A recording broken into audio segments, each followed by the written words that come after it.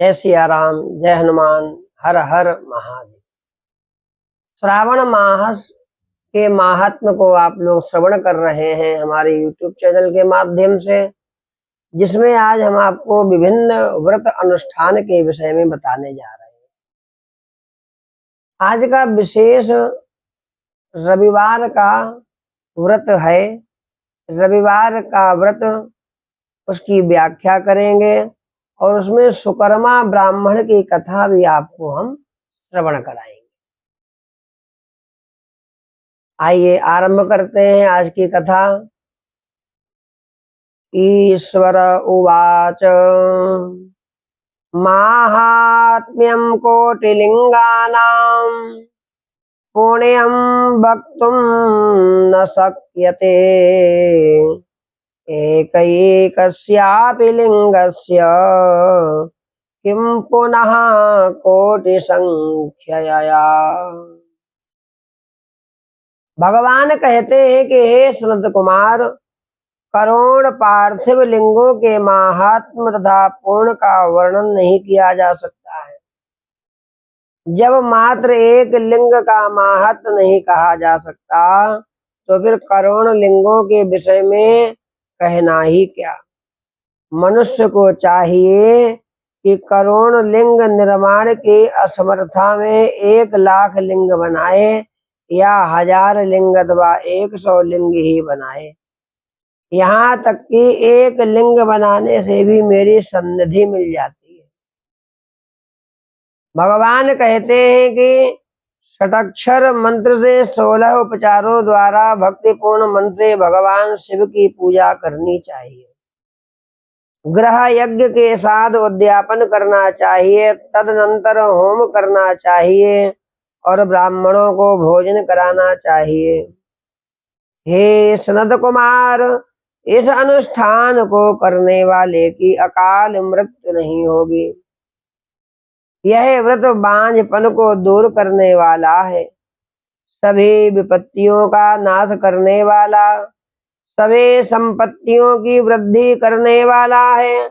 मृत्यु के पश्चात वह मनुष्य कल्प पर्यंत मेरे समीप कैलाश वास करता है। भोले बाबा कहते हैं, जो मनुष्य श्रावण मास में पंचामृत से शिवजी का अभिषेक करता है, वह सदा पंचामृत का पान करने वाला, गोधन से संपन्न, अत्यंत मधुर भाषण करने वाला, त्रिपुर के शत्रु भगवान शिव को प्रिय होता है।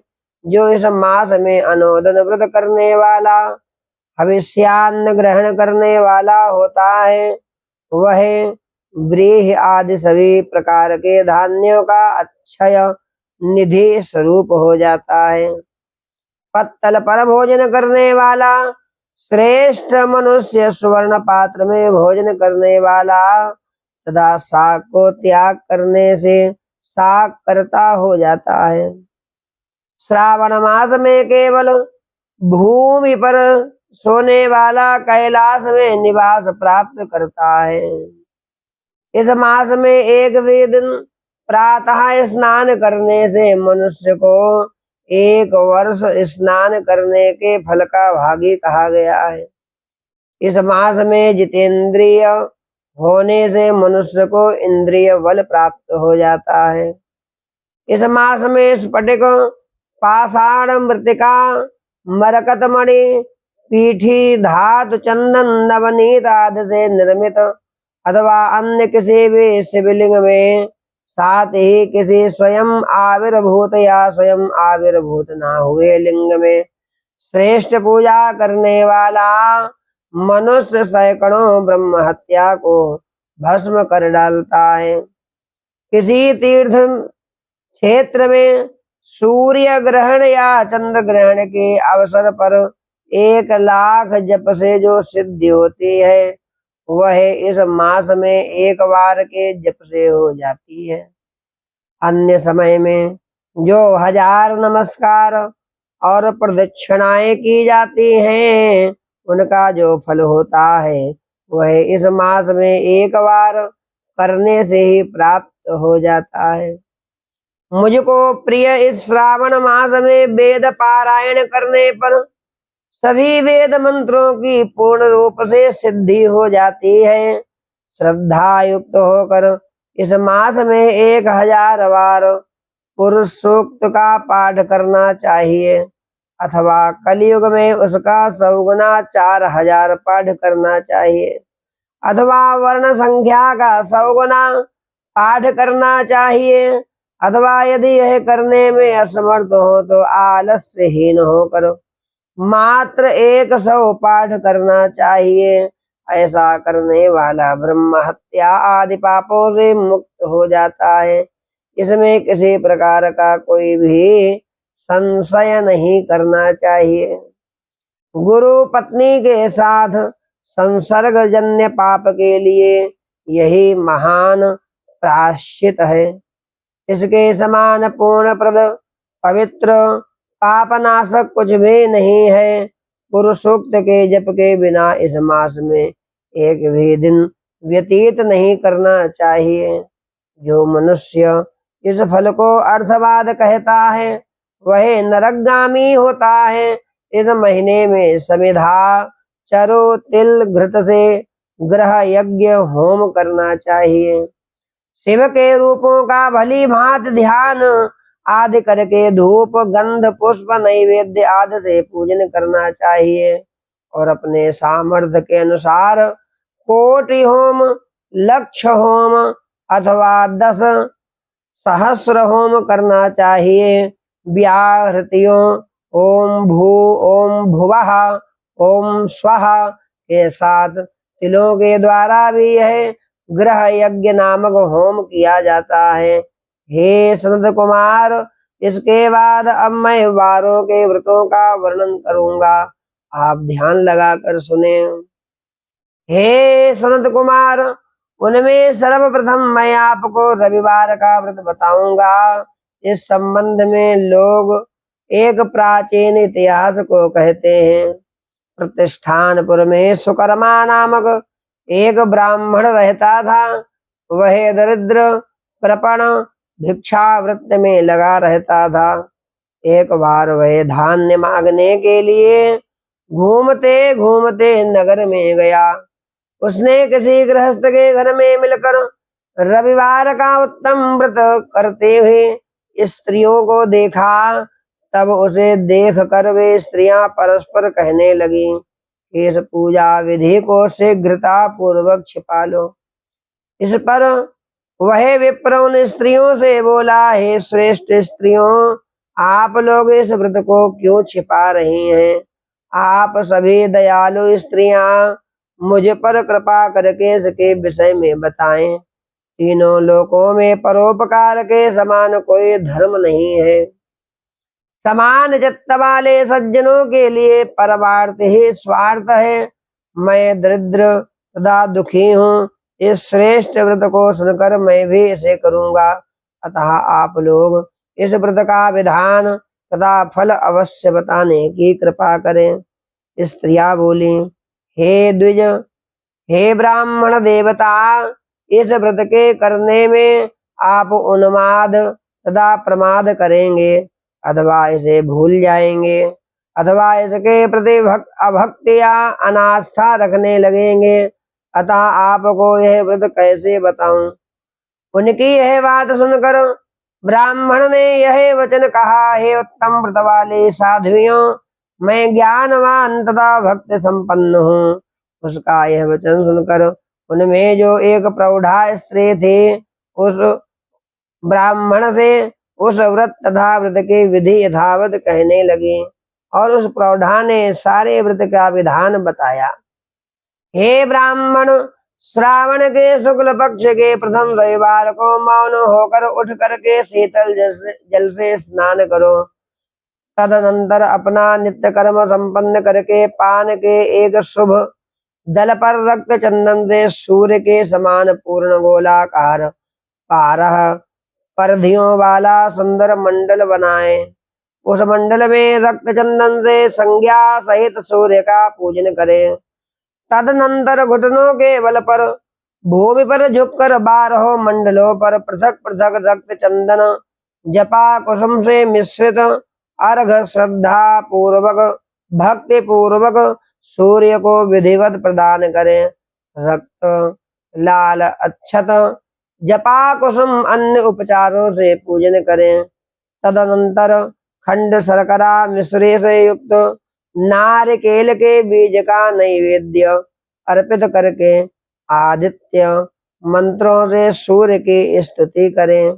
श्रेष्ठ 12 मंत्रों से 12 नमस्कार तथा प्रदक्षिणाएं करें।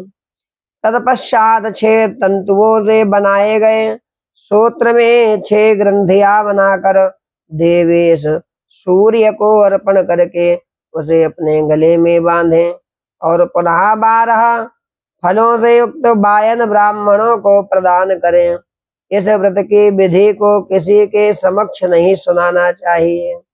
हे ब्राह्मण, इस विधि से व्रत के किए जाने पर धनहीन व्यक्ति धन प्राप्त करता है, पुत्रहीन पुत्र प्राप्त करता है, कोढ़ी कोढ़ से मुक्त हो जाता है, बंधन में पड़ा हुआ बंधन से छूट जाता है और रोगी रोग से रहित हो जाता है। हे ब्राह्मण, अधिक कहने से क्या प्रयोजन। वह साधक जिस जिस अभिष्ट की कामना करता है इस व्रत के प्रभाव से उसे प्राप्त कर लेता है। इस प्रकार श्रावण के 4 रविवारों और कभी कभी 5 रविवारों में इस व्रत को करना चाहिए। तदनंतर व्रत की संपूर्णता के लिए उद्यापन अवश्य करना चाहिए। हे ब्राह्मण, आप भी इसी प्रकार करें, इससे आपकी सभी कामनाओं की सिद्धि हो जाएगी। तत्पश्चात उन पतिव्रताओं को नमस्कार करके वह ब्राह्मण अपने घर आ गया। उसने जैसा सुना था उसे विधि से उस संपूर्ण व्रत को किया और अपनी दोनों पुत्रियों को भी वह विधि सुनाई। उस व्रत के सुनने मात्र से, शिव जी के दर्शन से तथा उनके पूजन के प्रभाव से वे कन्याएं देवांगनाओं के सदृश हो गईं। उसी समय से उस ब्राह्मण के घर में श्री लक्ष्मी ने प्रवेश किया और वह अनेक उपायों तथा निमित्तों से धनवान हो गया। किसी दिन उस नगर के राजा ने ब्राह्मण के घर से होकर राजमार्ग से जाते समय खिड़की में खड़ी उन दोनों सुंदर तथा अनुपमेय कन्याओं को देख लिया।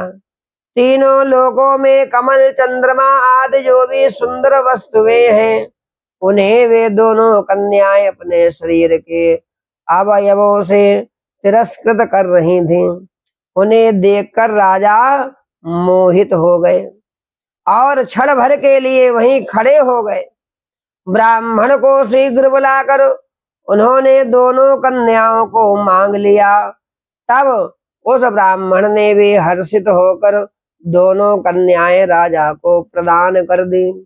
उस राजा को पति रूप में प्राप्त करके वे कन्याएं भी बहुत ही प्रसन्न हो गईं। वे स्वयं इस व्रत को करने लगी और पुत्र पौत्र आदि से संपन्न हो गईं। हे मुने, महान ऐश्वर्य देने वाले इस व्रत को मैंने आपसे कह दिया। हे विधि नंदन, जिस व्रत के श्रवण मात्र से मनुष्य सभी मनोरथों को प्राप्त कर लेता है उसके अनुष्ठान करने के फल का वर्णन कैसे किया जाए। ये बड़ा ही उत्तम व्रत है रविवार का व्रत। प्रत्येक दिन को भगवान ने श्रेष्ठ बनाया। श्रावण महात्म्य में प्रत्येक दिन की कथा आती है। आप लोग हमारे सभी वीडियो को अवश्य देखें जिससे कि आपको सब वार की कथा प्राप्त होगी। और यह रविवार की कथा हमने जो आपको आज सुनाई है, इस कथा को पूरे श्रावण भर श्रवण करिए। रविवार के दिन विशेष रूप से इस कथा को अवश्य श्रवण करें। जो कथा श्रवण करता है उसको भी व्रत का फल प्राप्त होता है।